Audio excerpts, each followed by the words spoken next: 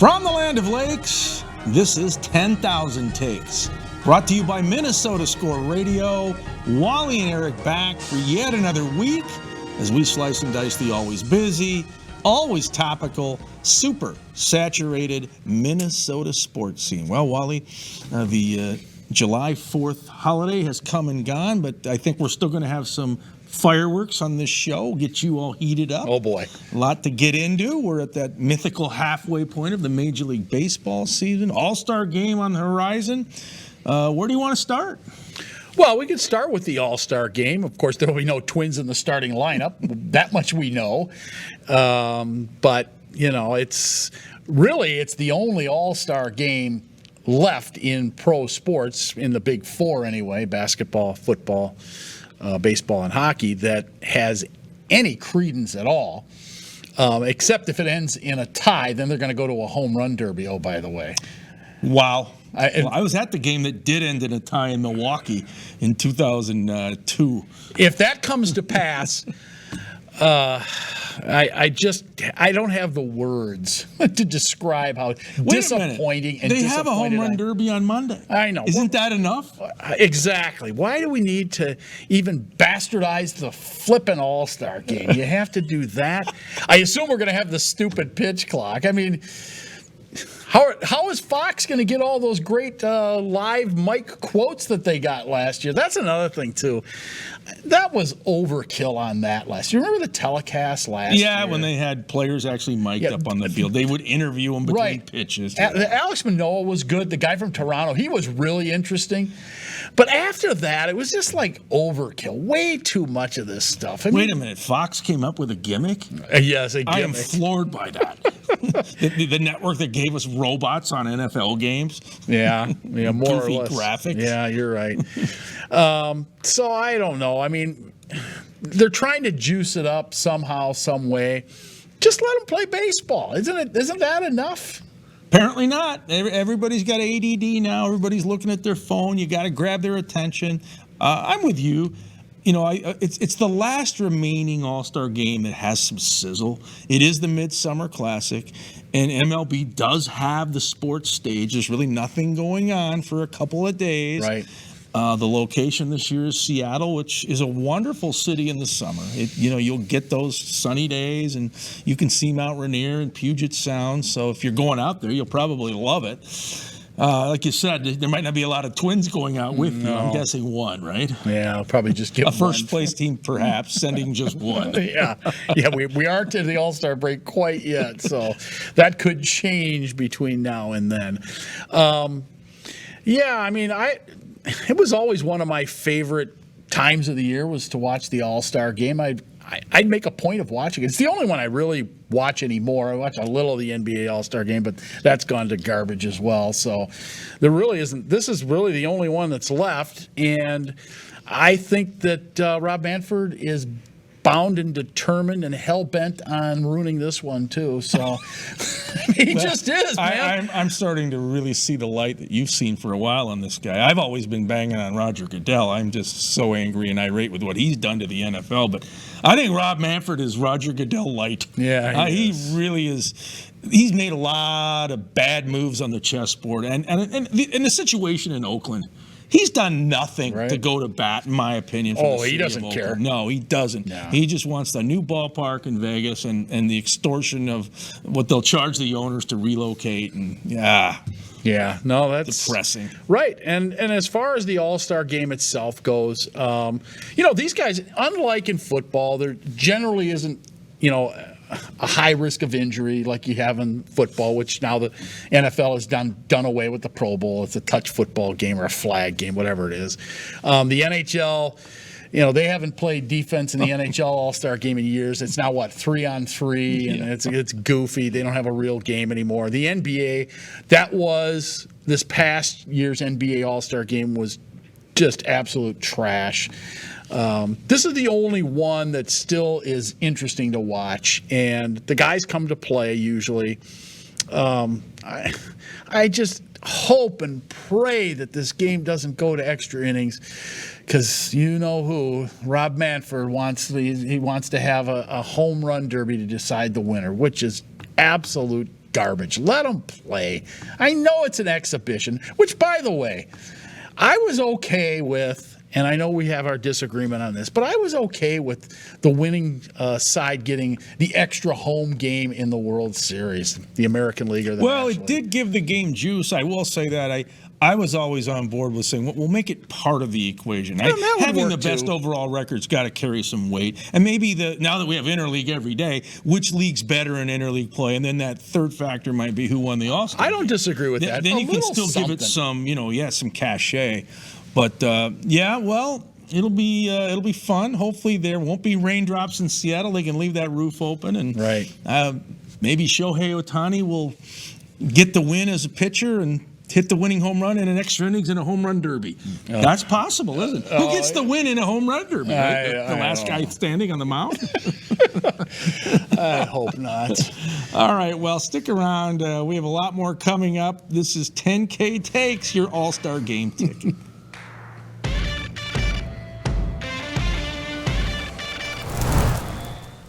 I've been meaning to give you these for many years. I think they're perfect.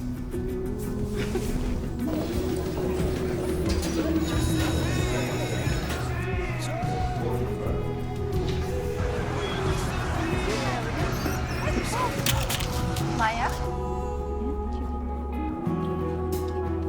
Oh, I love your earring.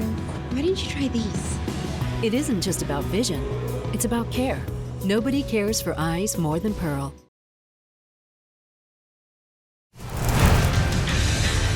And 10,000 Takes literally rolls along. We're going to talk some biking, and I know you take pride in your biking trip up and down Door County. I take pride in the fact I went from Robbinsdale to Golden Valley and back. But our next guest went a lot further. It's taken 2 years, 22 months, 20 nations, over 20,000 miles. That's the resume for Adam Swanson, who started this at the age of 17. Now you're 19. Adam, what in the world would convince you to do something like this? It's been a dream of mine since I was in elementary school. I remember thinking of this idea when I was on a family bike trip in Mississippi at 10 years old. And when I thought of this idea at 10 years old, it wasn't, I want to do this when I'm 17 or 18. It was, I want to do this right now as a 10-year-old. So I've been really waiting for this for a long time. So you literally biked around the globe, which means you dealt with everything weather-wise. 120-degree heat, blizzards, yes, earthquakes. Give us the 411 on all of the challenges you faced. Yeah, earthquakes, blizzards, extreme heat, monsoons. I had some knee-deep rainwater to go through for a month in Nepal through the month of rain. Lots of weather challenges. The wind in Patagonia. I used to have hair down to my shoulders, but I had to cut it because the winds were 60 to 80 miles down there. So hard to bike against. You can't even stand. And then, lots of physical challenges in Asia. In the mountains, I don't know what it is, but they make their roads so unnecessarily steep. In the US, it's a lot easier going over the Rockies. But for example, in Nepal, pushing my bike over a 18,000-foot pass on a hiking trail, over landslide zones and cliffs, having mules walking around me. Some pretty intense challenges out there. Did you have to get visas to get in and out of all these countries? I mean, that took a lot of preparation. Besides the biking, there's a lot of paperwork and hoops to jump through, right? Yeah, the visas are pretty easy in this day and age. It's mostly e-visas for the countries I was going into. There were some that were hard, some that were really easy. On the easy end of things was the Turkish visa. Is an e-visa, like I said. So I just had to fill out my name, my address, my dates I was going to be in the country. And I clicked the button to submit it and immediately got an email approving my visa. Whereas in Uzbekistan, you open the website for the visa and you get a pop-up on your phone or computer saying that the website is not secure and to look out for viruses. On the official Uzbekistan government visa page, and then it takes multiple weeks to get the visa back. It's so hard to figure out how to pay. Big range of things. And then COVID too was a challenge. So in addition to visas, in the heat of COVID, I had to do some COVID passes to get into countries like Thailand and India. So give all my medical documents, and it was pretty challenging to find all those things and get it approved that way. Do you, Adam, view yourself as an explorer? Somebody who's trying to overcome these, monstrous, mountainous, literally challenges on a bike? How do you look at this from your own perspective? I mean, we heard about the tragedy a week ago with the sub, the Titan submersible, and those folks reviewed as, hey, I want to discover new things about the Titanic. How do you view yourself? Yeah, I mean, I guess in a sense you could say I'm a modern day explorer because most of the world above the sea has been explored already. So I'm kind of just exploring for my own benefit and making the map in my head.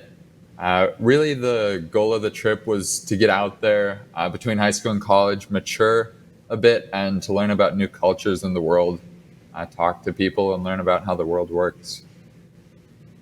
How many different bicycles did you go through in the 2 years? Just one. No, This the bike same I have bike. now. Yeah, I rode this bike on the over 20,000 miles on this trip, and I rode it across the US before going on this trip. So when I came home, I officially crossed the threshold of the circumference of the globe on that bike. I've got 25,000 miles on it, and the globe is 24,900 on the same bike. In one of the articles I read, you said you don't need a lot to be happy. You're not a material person. Describe that, and what's it like being nomadic on a bike? You had a partner for part of the ride, but you were solo for another good chunk. What's that like? Right. Yeah, so I was only with a partner for the first 4 months of the trip. So looking back on the trip, I think of it more as a solo adventure. And yeah, I can definitely say that I'm happy with little. I found pretty early on the trip that I'm happiest when I'm outside of cities, really in the middle of nowhere, just admiring the landscape, the wildflowers, the mountains, the animals, the streams. So for me, all I need really is my tent, sleeping bag, stove, and pot, and I'm good to go to be able to survive out there and go where I'm happiest. Did you have what you might consider any dangerous situations, whether it was wild animals, whether it was, military issues or governmental issues when you got into certain countries where you might not felt safe? Any of that you crossed your path? There's quite a few, yeah. I could go on for half an hour about that. Well, give me the Reader's nothing where Digest version. Nothing where I felt so in danger, but for example, in India, I couldn't sleep in my tent because the tigers and elephants come out at night and they will hunt humans. In Nepal, it was there was quite a bit of corruption there. So there's at one point where I was trying to get a box of mine from the mail office, and I saw the box there after waiting a month for it. It had my name on it. I asked the lady for my box, and she told me that my name wasn't in the government database, so I couldn't have it. And I mean, she was just asking for a bribe, and I did not want to give a bribe. So I just grabbed the box and I ran out the doors. Wow. And when I was out there unlocking my bike, I felt hands on my shoulders, and a group of huge Nepali, I think the best word to explain them is brutes, from the mailroom grabbed me and pulled me back into the mailroom and sat me down on this metal chair and table and just held me down there until I offered up the bribe, and they let me go. And the whole time I was being watched by armed police who did nothing. Jeez.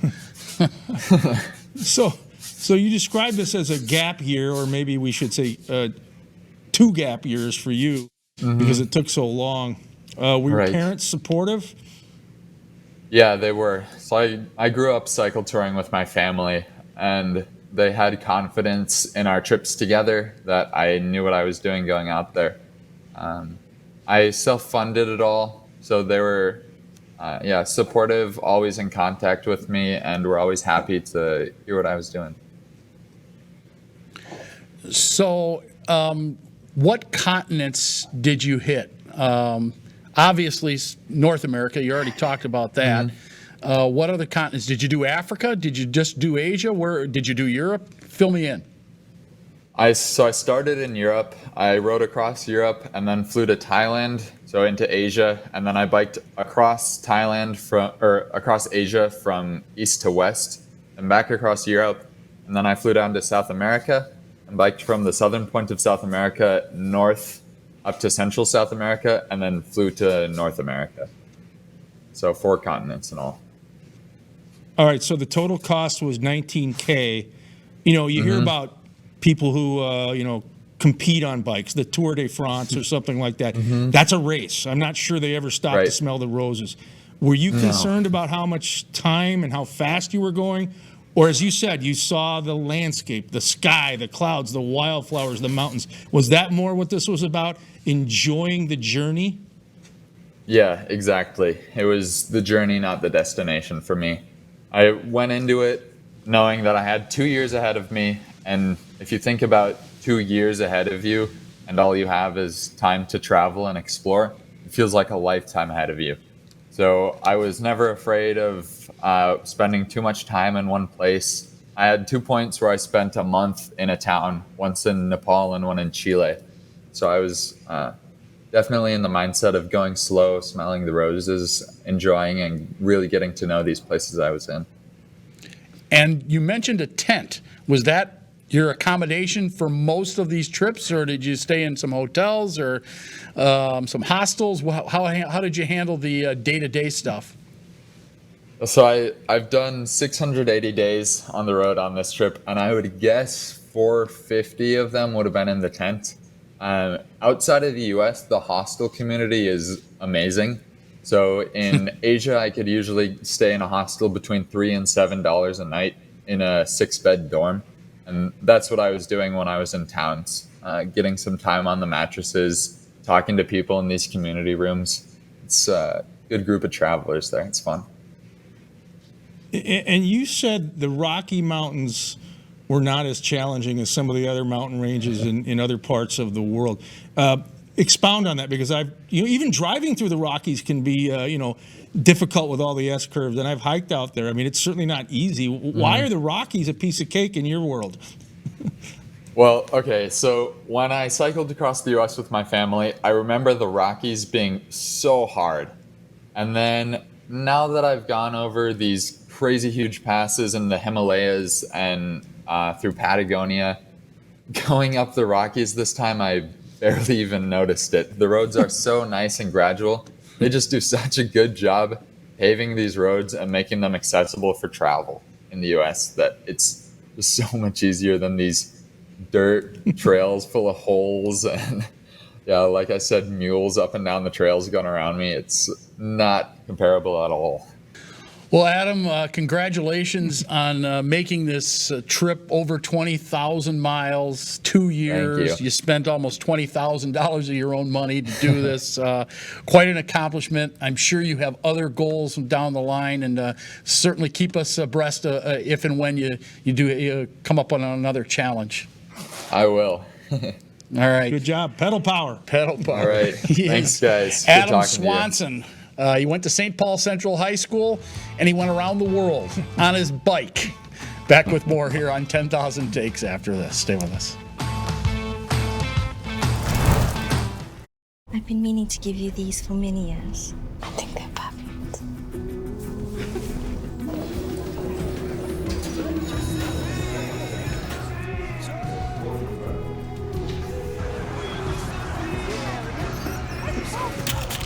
Maya? Oh, I love your earrings. Why didn't you try these? It isn't just about vision, it's about care. Nobody cares for eyes more than Pearl.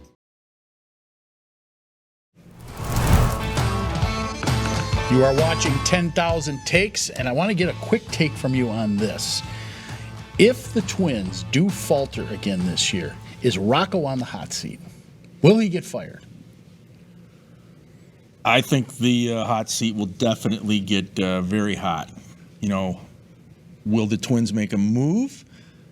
That's going to be up to the poll ads, because I think this is not just Rocco. This is the entire regime. Derek Falvey, Thad Levine. Right. The poll ads are going to have to identify, do we want to continue with the brand of baseball that this troika is giving the fan base? And so hopefully it'll work out for Rocco and those guys, and the Twins will go deep. But if it doesn't, it might have to be a house cleaning, because nothing would change, right? They bring in another lapdog. They just bring in somebody else to do exactly what they want to do. I believe, let's see how it plays out, and then we'll talk about this in October. Okay. All right. I just wanted to get your thought on it, because there has been some chat. I know there has. Yeah. All right. Another item for you. And I know this is one of your pet peeves, so I thought I'd bring it up here.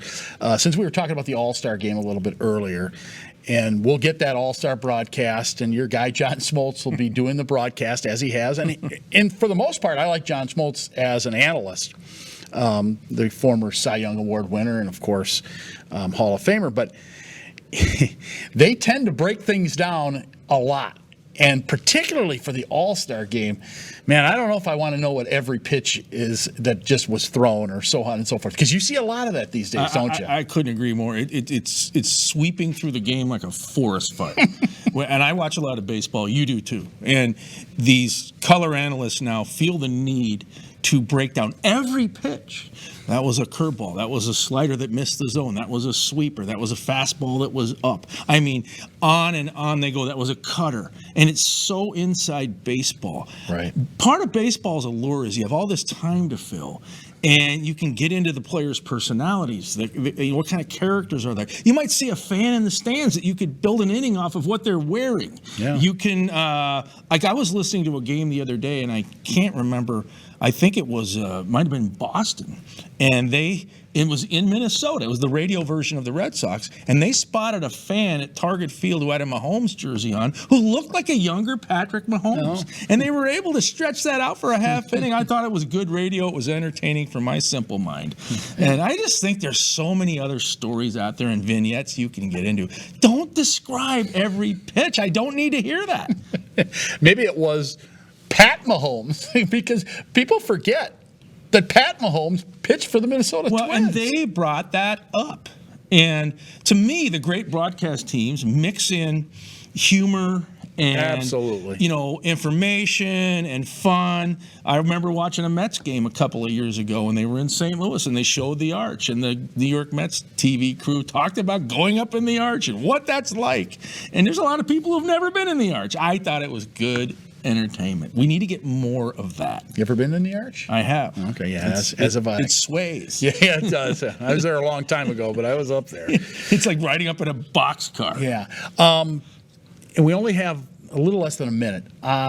The Twins broadcasters, I don't hear much of the pitch-by-pitch analysis by, like, Dan Gladden on the radio. I think he stays away from that. I think some of that, too, is, you mentioned John Smoltz. He was a pitcher. Yeah, you get it from A.J. Pierzynski, former catcher, Twins, White Sox, does Fox now. He was a catcher. I think pitchers and catchers really want to go overboard on analyzing pitches. Dan Gladden was an outfielder. And I guess my point is there's just more to it than what kind of pitch it was. Now, if the guy hangs a curveball and the batter hits it into the third deck, fine, tell me that, why he hit it up there into the, almost to the moon. But they don't have to do it every pitch. I think baseball, it's a turnoff for the average fan. That's my stance. Okay. All right. We'll try not to turn you off with our final segment. Takes of the Day coming up next. You are watching 10,000 Takes. I've been meaning to give you these for many years. I think they're perfect.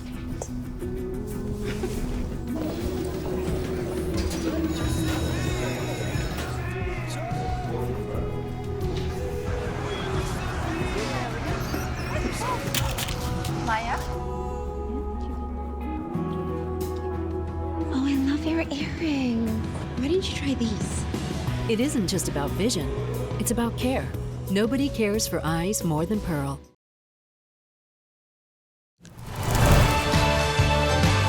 Well, we promised you some post-July 4th fireworks. Yes. So I have a feeling you're about ready to go into Roman candle mode here as we've got takes of the day. Yeah, this explosion M80s of red, white, and blue and showering sparks through the sky.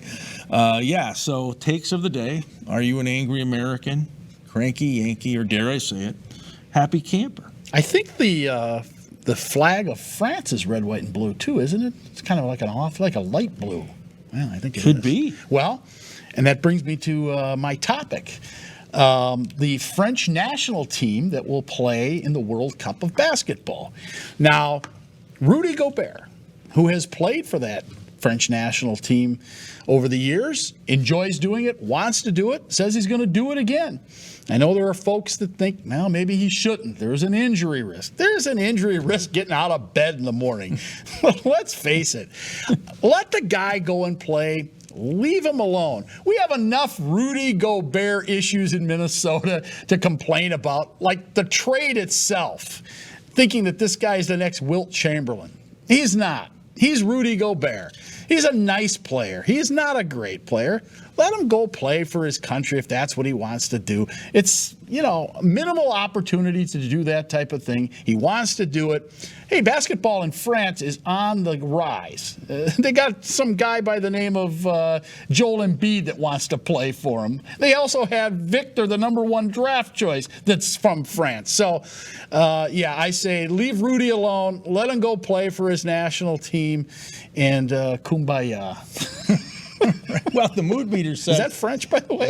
I don't think it is, but we'll let it slide. Demanding Diva, yeah, what a skyline they would have on that team with Victor Wembanyama and Rudy G and Joel Embiid. That's 3 Eiffel Towers. I mean, if you get a little play on the perimeter, watch out in the Olympics. Yeah. My goodness. But you know who's in charge of Paris basketball now? Oh, I know this, and it's got a Timberwolves connection. Absolutely. Everybody comes here, and they either make their mistakes here and thrive elsewhere, or they just learn how to play the game and thrive elsewhere. David Kahn. Oh, boy, They the passed Kahn on man. Steph Curry twice, the former GM. Yeah, and who did we get in that draft instead? Johnny Flynn and Did we get Ricky?